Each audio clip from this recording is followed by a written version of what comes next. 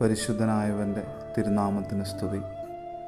ഞായറാഴ്ചത്തെ ഉച്ചഭക്ഷണത്തിന് ശേഷം ഉച്ചമയക്കത്തിനായി കട്ടിലിലേക്ക് ചാഞ്ഞപ്പോൾ കട്ടിലിൻ്റെ സൈഡിലിരുന്ന ഒരു പുസ്തകം അറിയാതെ എൻ്റെ ശ്രദ്ധ ആകർഷിച്ചു.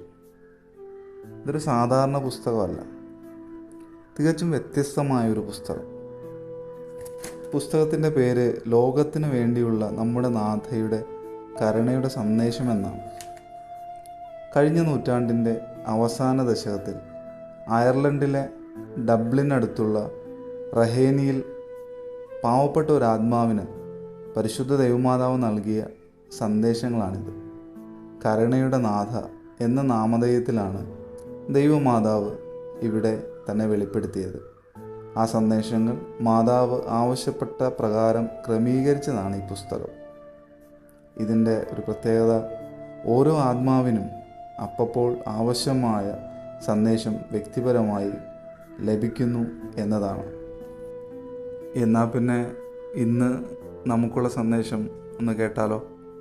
ഞാൻ നിങ്ങൾക്ക് വേണ്ടി വായിക്കാം. ഏപ്രിൽ 25.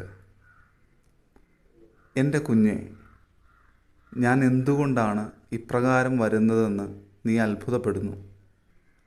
ഒരു കുടുംബത്തിലെ ഏറ്റവും ചെറുതും ദുർബലവുമായതിനല്ലേ കൂടുതൽ ശ്രദ്ധ ആവശ്യമുള്ളത്?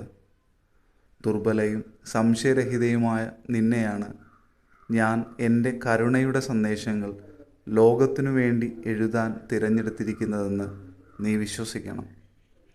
എൻ്റെ കുഞ്ഞെ, ജീവിതം ഹ്രസ്വമാണെന്നും നീ നിത്യതയ്ക്കു വേണ്ടിയുള്ളതാണെന്നും നിനക്ക് ബോധ്യമുണ്ടായിരിക്കണമെന്ന് ദൈവം ആഗ്രഹിക്കുന്നു. എൻ്റെ കുഞ്ഞെ, പേടിക്കേണ്ട, നീ പ്രത്യേകമായി തിരഞ്ഞെടുക്കപ്പെട്ടിരിക്കുന്നു.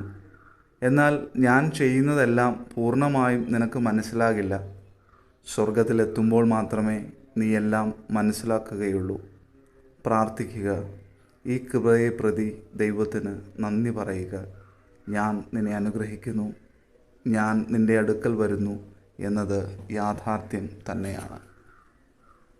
പ്രിയപ്പെട്ടവരെ, നമുക്കും ദൈവമാതാവിനോടൊപ്പം സ്വർഗത്തിൽ നിന്ന് കൃപകളെ സ്വീകരിച്ച് വളരാനായിട്ട് ഒരുങ്ങാം.